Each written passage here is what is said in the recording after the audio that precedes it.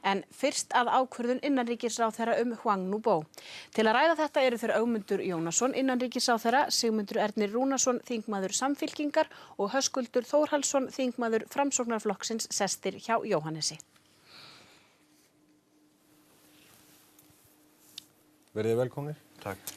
Það þessi ákvörðun þín í dag sem þú tilkynntir og sagði frá það er mikil ólga innan Samfylkingarinnar vegna þinnar afstöðu í málinu og telurðu heldur þú endurmetir þessa afstöðu? Nei, það einhver líka en þessi ákvörðun fjallar pólitík. Hún fjallar ekkert pólitík. Hún fjallar lögfræði og fagmennsku.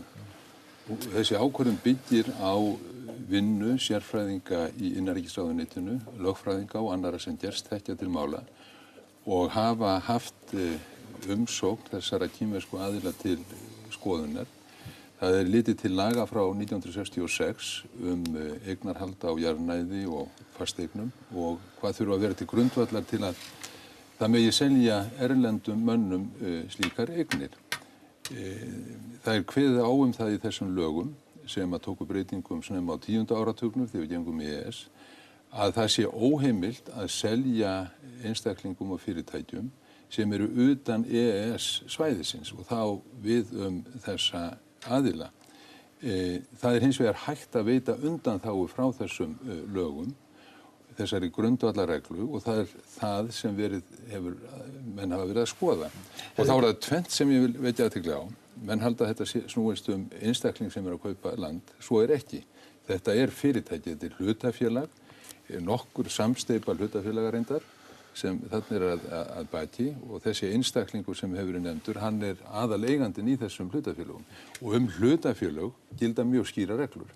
Þau þurfa til að þau geti keypt jarðnæði hér. Þau þurfa að vera í eigu Íslendinga, meiri hluta fé í íslenskt og svo framvegis. Þessum skilurum ekki fullnægt og svo aðrir þættir líka sem ekki standast. En hefði ekki verið hægt að finna lausn? Sko, ef að menn ætla að finna lausn, aðra útkomu, þá breyta menn lögunum.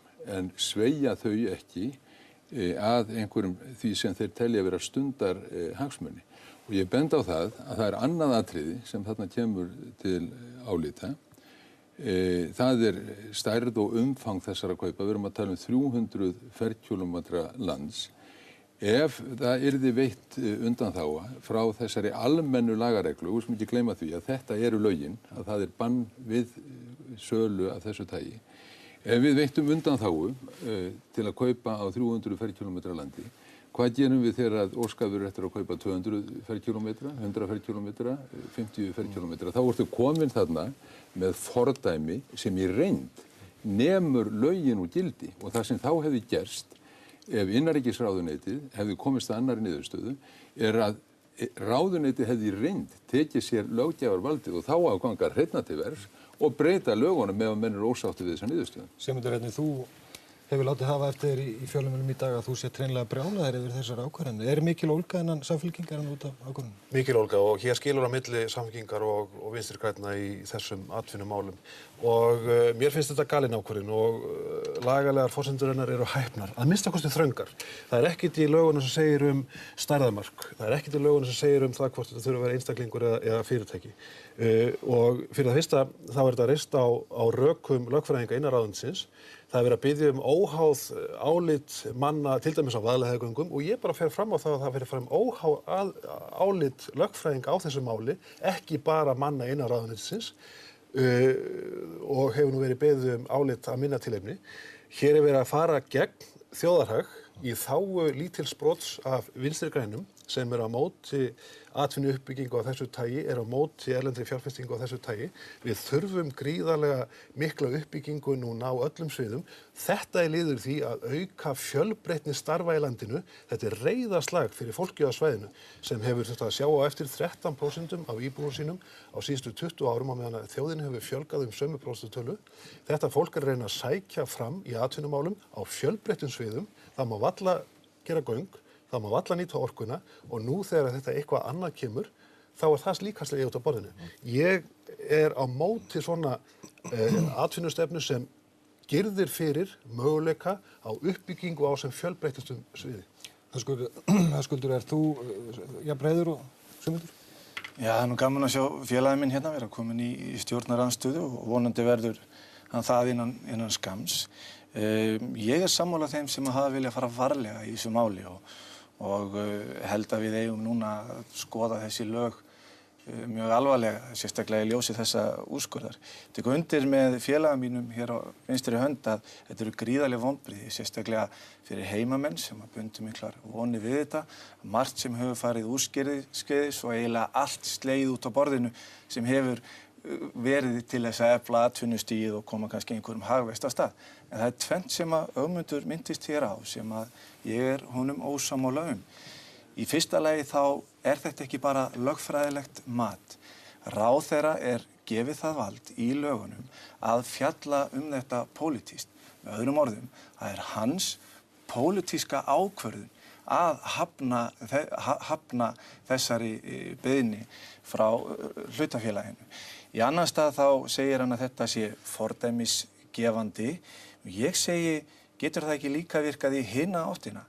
Erum við ekki núna að setja það fordæmi að þeir aðilar sem vilja koma hérna með fé eru ekki íbúðir frá EES að þeir þurfi að sæta sömu örlögum og þessi maður sem vildi byggja upp í ferðaþjónustinu og ég held að það sé mjög hættulegt fordæmi að gefa. En hvað sem öðru líður, að þá held ég að sú staða sé komin upp að við þurfum að taka þessu umræðu, hvernig við viljum sjá þetta í framtíðinni, en þetta var reiðarslag fyrir íbúa á Norðurlandi. Vilt þú banna alla erlenda fjárfestingu á landinu? Þú lést hafa eftir þér á Bylgjunni í dag og ég vitna orðrétt í ummælið þín. Ég myndi vera reiðubúin til að reisa skorðu við eignarhaldi útlendinga á Íslandi almennt og láta banni taka til aðila innan EES einnig. Já, þetta eru að tala eignarhald á landi. Já, eins og margar þjóðir hafa reynt að gera að halda eignarhaldi yfir landi innanlands og það var nú nokkuð sem að margir vildi gera þegar við gengum í EES á 10. áratugnum vegna þess að menn líta á jarðnæði og auðlindirna sem því tengjast sem mikilvægar eignir þjóðarinnar sem við að halda yfiráðum yfir hér innanlands. Það til ég vera mjög gott og æskilegt markmið og nokkuð sem að ég myndi vera fylgjandi að taka til skoðunar. En ég vek athygli á þessu. Ég alveg tilbúin að taka þátt í þessari pólitísku umræðu sem hér fyrir fram eignarhald á landi yfirleitt, atvinnustefnu og þar fram eftir götunum hvort erlendir menn eiga og hverjir og svo framvegis og hvaða hagsmuni kunni að tengjast þessu. Það pólitík. Það var mínar skoðanir og það eru ykkar skoðanir. Ég frábið fyrir hönd þeirra sérfræðinga í innanríkisráðuneytinu sem að unnu þetta álit og voru samdóma.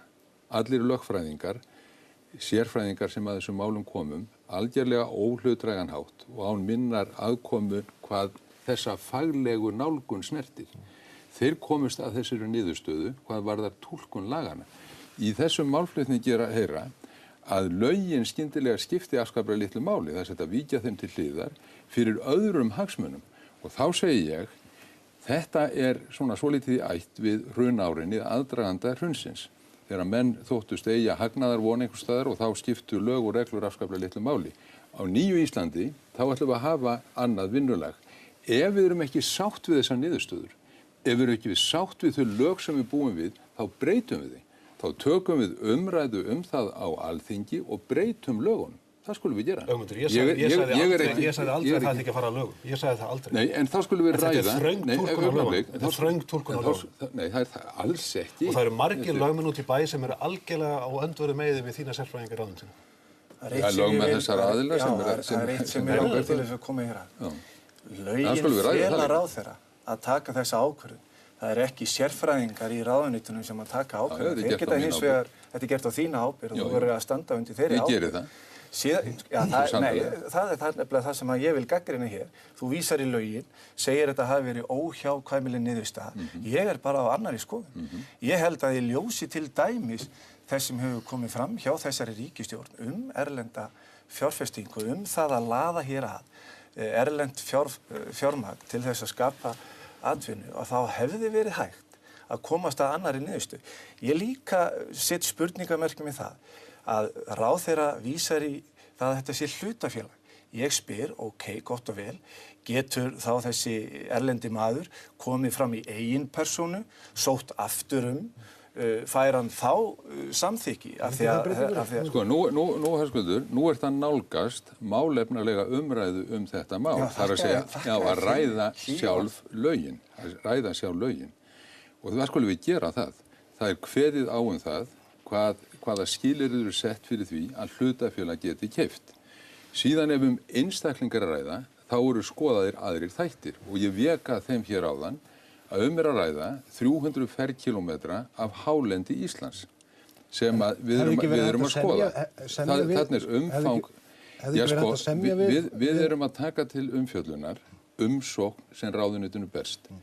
Hún sett fram upphaflega á röngum forsendum eða það skortir upplýsingar. Þá gerum við það samkvæmt góðri stjórnsýsluhefð að við óskum eftir frekari upplýsingum til þess að fá sem fyllsta mynd og gleggsta af aðstæðum þessa fyrirtækis. Og síðan skoðum við það, við erum ekki að fara inn í samningaviðræður við þennan aðila, við erum að taka til málefnilegrar, faglegrar umfjöllunar, umsókn sem að ráðuneytinu berst og það það sem við höfum gert. Meðal annars Kristján Möller hefur talað það að þú væri vanhæfur í málinu vegna skoðana sem þú setti fram áður en að ráðuneyti fór að skoða málið. Fjölmiðlar hafa verið að flytja því fréttir í dag eða í kvöld að þú tengist vinaböndum eins af eigendum Grímsstaða og hafi gist þar og aðilann sem vilja ekki selja, gera það þið vanhæfan í málinu? Sko, þetta náttúrulega gríðarlegt áfall fyrir mig, ég skal játa það, að fá þennan áfellisdóm frá Kristjáni Möller. En þetta ekki eðlileg stjórnmál? Þessum mikla framfara sinna og grandvara manni. En ég segi nú, sko, hvers konar eiginlega hugarflug þetta sem að hér komið á kreik? Þetta er ekki málefnilegt. Að ég hafi gist á Grímsstöðum og sé þessuna vanhæfur til að meta þetta mál. Ég að vísa til þess að það eru sérfræðingar ráðuneytisins en þú ert vinur mannsins sem vill ekki selja. Mikill vinur hans. Gerir það ekki, á það ekki að setja upp einhverju spurningar í það gerir það ekki. Ég slum bara beina því til áhorfenda, það ekki? Að ég hef gist á Grímsstöðum á Fjöllum, kemst að þeirri niðurstöðu eftir málefnilega umfjöllun sérfræðinga í innanríkisráðuneytinu sem skoðað hafa umsóknina og þessi lög og ég að vísa til þeirra þátta sem byggt á þeir byggja. Ég vísaði bara til áhorfenda að dæma sjálfur. Hvort að það gerir mig vanhæfan að ég skulle einhvern hafa gist á Grímsstöðum Fjöllum og sem vinur Ævars Stefánssonar. Ég gerir líka mjög alvarlegar athugasemdir við aðdraganda þessa máls. Það með ólíkindum hvernig ráðherra hefur hagað sér í þessu máli. Hwang Nubo hefur átt samtal við 3 ráðherra. Steingrímur J. Sigfússon, Árna Páll Árnason og Össur Skarphéðinsson. Ögmundur Jónasson bauð honum aldrei til sín, né umbjóðandum þessa manns á Íslandi. Hann hefur aldrei talað við manninn. Þetta viðskipta hugmynd. Það að fara vissulega margar leiðar að henni. Ein að kaupa land og það getur verið umdeilt. 72% af þessu landi til sölu, 25% á ríkið. Þetta í óskiptri eign. Þannig að í öllu falli, þó að þetta hefur verið keypt, þá hefur ríkið haft úrslita áhrif yfir notkun landsins. Maðurinn sjálfur hefur sagt að hann vilji undanskilja orkuauðlindir og annað slíkt.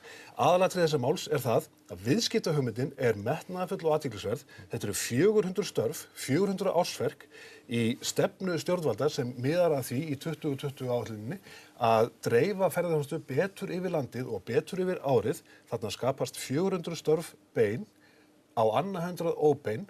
Ekki síst umhverfisvæn kvennastörf. Þau hafa verið að tapast í þessari sýslu vegna niðurskurðar í heilbrigðismálum. Umhverfisvæn kvennastörf, við erum að hafna þeim svo 100 skiptir á forsendum manns sem ræðir ekki einu sinni við mannin sem óskaði eftir málum. Mér langar aðeins að grípa inn í þessa umræðu vegna þess að hér erum við að upplifa að 2 flokkar sem eru í ríkisstjórn og taka ábyrgðina væntanlega saman, ég er samt ekki alveg viss, eru ósammála nánast alla hluti og hafa verið í langan tíma. Þú ert að firra þig allri ábyrgð af gjörðum ríkisstjórnarinnar sem hafa skorið niður í heilbrigðismálum, slóa álverið út á bakka og eru núna með Vaðlaheiðargöng í miklu uppnámi. Og ég held að nú þurfi bara einhver stjórnarþingmaður að koma fram og segja þetta gengur ekki lengur. Þessi ríkisstjórn var andvana fædd, þetta bara búið, við búum til kosninga næsta vor og byrjum upp á nýtt. Sigmundur, þú hefur látið hafa eftir að þú sért að hugsa málið. Styðurðu ríkisstjórnina ennþá? Ég tek náttúrulega meiri hagsmuni fyrir minni og við erum í miðjum klíði við að endurreisa þetta samfélag eftir á að giska hrikalega hagstjórn síðastliðna 20 ára. Þetta er stór hluti af samstarfssamningnum. Þetta er náttúrulega ekki partur af stjórnarsáttmála landsins að öðru leyti en því að við ætlum að fara í erlenda fjárfestingu sem Ögmundur Jónasson er að hafna með þessum hætti. Ég ætla að hugsa málið. Ég tel að þetta kunni að vera kornið sem fyllir mælinn. Ætlar að ganga úr flokknum eða ætlar myndu verja hana vantraust? Nei, þetta hefur ekkert með Samfylkinguna að gera. Þetta eru verk Vinstri grænna. Og Samfylkingin hefur lýst yfir við megnustu, ég vil nánast segja andstyggð á þessari afgreiðslu málsins vegna þess að þetta er þvert á þjóðarhag. Við eigum að taka á móti erlendri fjárfestingu innan íslenskra laga, innan íslenskra siða, opnum huga. Við höfum ekki að segja fyrirfram nei við svona hugmyndum og við höfum að tala við fólk en ekki að taka ákvörðun á þess að tala við. Við verðum að stoppa hér. Var aðeins að segja að þetta er ekki verk Vinstri grænna eða neinna stjórnmálamanna eða flokka í þeim skilningi. Ég er ábyrgur fyrir þessu vissulega, en þetta er fagleg ákvörðun og túlkun á lögum og við höfum að fara í íslenskum landslögum. Takk fyrir komuna, tíminn er búinn.